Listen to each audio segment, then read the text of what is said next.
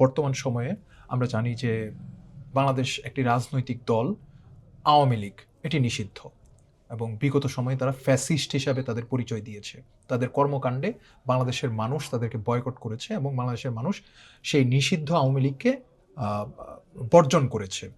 আমি যেমনটি জানতে চাচ্ছি, আওয়ামী লীগের কিছু সাধারণ ভোটার রয়েছে যারা আওয়ামী লীগের রাজনীতিকে সমর্থন করতো এবং আওয়ামী লীগকে সমর্থন করতো, কিন্তু তারা আওয়ামী লীগের সাথে সরাসরি কোনো কর্মকাণ্ডে জড়িত নয়। আমার যে প্রশ্নটি, তাদের ভোটাধিকার, তাদের নিরাপত্তা, এই বিষয়টাতে আপনি কি স্পষ্ট কোনো অবস্থান আছে কিনা যদি আমাদেরকে বলতেন, এবং নির্বাচনী প্রচার প্রচারণায় আপনার যে কৌশলগত অবস্থান সে বিষয়টি যদি একটু স্পষ্ট করতেন। দেখেন, আমার অবস্থান এই বিষয়ে খুব স্পষ্ট। অপরাধীর একমাত্র পরিচয় অপরাধী। যারা অন্যায় অপরাধ করেছেন তারা পালিয়ে গেছে, আর বাদবাকি যারা আছে তাদের সবার দায়িত্ব। দেখেন, সবার শান্তি, নিরাপত্তা, সম্প্রীতির দায়িত্ব আমাদের। আমরা জনগণের ক্ষমতায়নে বিশ্বাসী, জনরায়ে বিশ্বাসী। আওয়ামী লীগ অতীত হয়ে গেছে।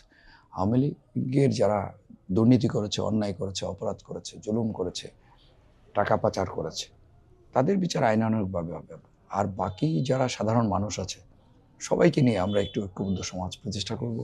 আমরা কোনো বিভেদ বিভাজন, অতীতমুখী রাজনীতি করবো না। আমরা যেমনটি জানি, আমার মাধ্যমে একটি ঐক্যবদ্ধ সমাজ প্রতিষ্ঠা করব।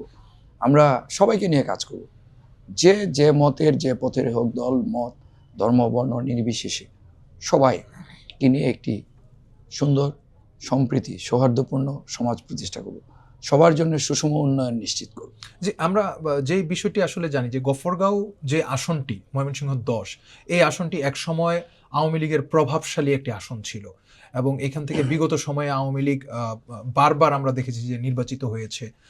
তো এই অবস্থাটাতে একটা অনেক বড় অংশ আওয়ামী লীগের ভোটার ছিল। তো সেক্ষেত্রে আপনার কোনো নির্বাচনী কৌশল আছে কিনা?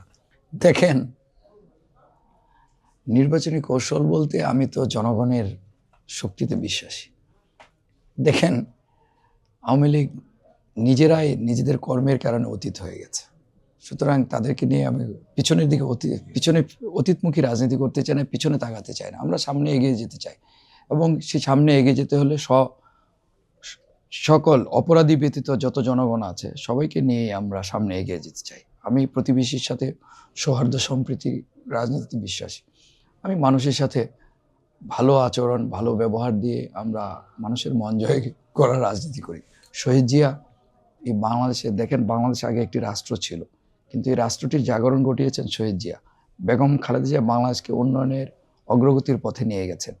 আর আমাদের নেতা তারেক রহমান যেন আরেক জিয়াউর রহমান। আপনি দেখবেন যে উনি যে কথাগুলো বলছেন, সেই প্রতিটি কথার অর্থবহ, গুরুত্বপূর্ণ, এবং এদেশের মানুষ তা গ্রহণ করেছে, সব শ্রেণী পেশার মানুষ। আমরা ওনার এই বক্তব্য, ওনার যে স্পিরিট, ওনার যে চিন্তা, ওনার যে চেতনা, বাংলাদেশকে এগিয়ে নেওয়ার যে মহাপরিকল্পনা, সেটাকে মাথায় রেখে কাজ করছি আমরা।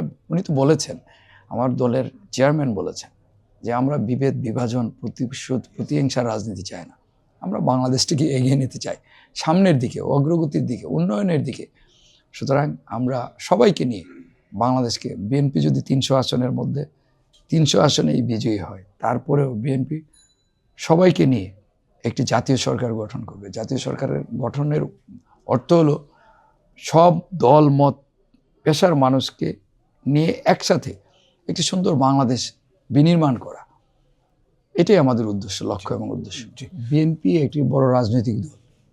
বিএনপি দেশের জনগণের কথা চিন্তা করে, জনকল্যাণের রাজনীতি করে। বিএনপির দেশ গড়ার একটি মহাপরিকল্পনা রয়েছে।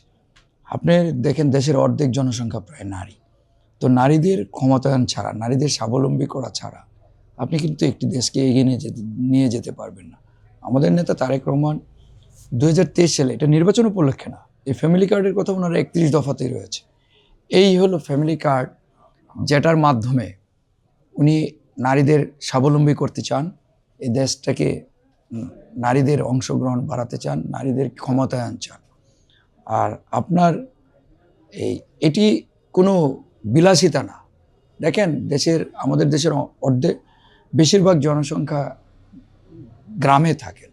তো গ্রামের মানুষের চিন্তা করে এই কাজটি করেছেন আমাদের নেতা তারেক রহমান। উনি যাদের যেসব রাজনৈতিক দলের কোনো পরিকল্পনায় নাই, তারা সেটা নিয়ে বিতর্ক করতে পারেন। আমরা তো ভাই দেশের জনগণের জন্য রাজনীতি করি। বিএনপির এই দেশের জনগণের জন্য মহাপরিকল্পনা রয়েছে। সেজন্য এই ফ্যামিলি কার্ডের কথা বিএনপি 2023 সালে যে 31 দফা আছে তার মধ্যেই আছে। তো সুতরাং এই ফ্যাসিস্টদের চোখে চোখ রেখে তখন বিএনপি এই পরিকল্পনা 31 দফা পরিকল্পনা রাষ্ট্র সংস্কারের 31 দফা পরিকল্পনা জাতির সামনে উপস্থাপন করেছে। তারপর দেখেন এদেশের বেশিরভাগ মানুষ কৃষক। এই যে ফার্মার্স কার্ড, এই ফার্মার্স কার্ডের মাধ্যমে, ফ্যামিলি কার্ডের মাধ্যমে যেমনি আমরা প্রতি মাসে 2,500 থেকে 3,000 টাকা মূল্যের চাল, ডাল, চিনি, লবণ এগুলো আমরা মায়েদের নামে, এই কার্ডটা ইস্যু হবে, মায়েদের নামে দিব।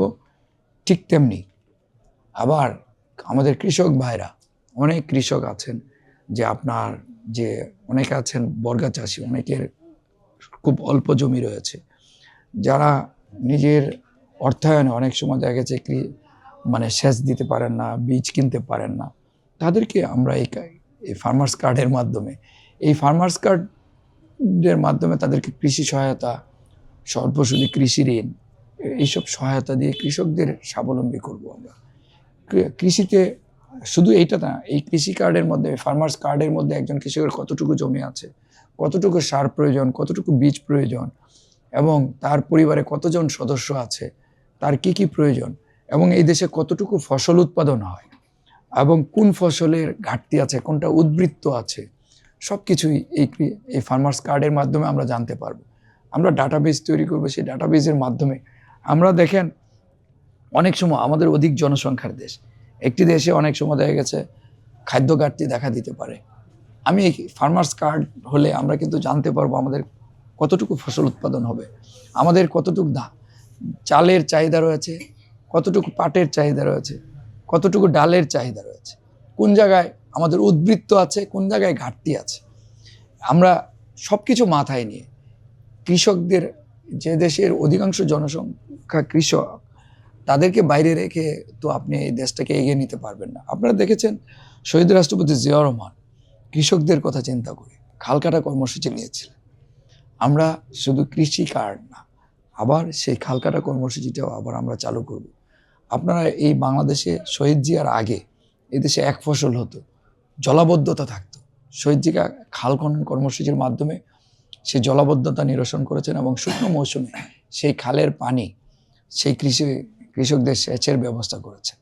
তো আমরা এই মহাপরিকল্পনা রয়েছে আমাদের এই দেশের যে জনসংখ্যার বেশিরভাগ জনসংখ্যা কৃষক এবং প্রায় অর্ধেক নারী, তাদের সহ টোটাল জনগোষ্ঠীর ব্যাপারে আমাদের মহাপরিকল্পনা আছে, শিক্ষা, স্বাস্থ্য, অবকাঠামো সব কিছুর ব্যাপারে।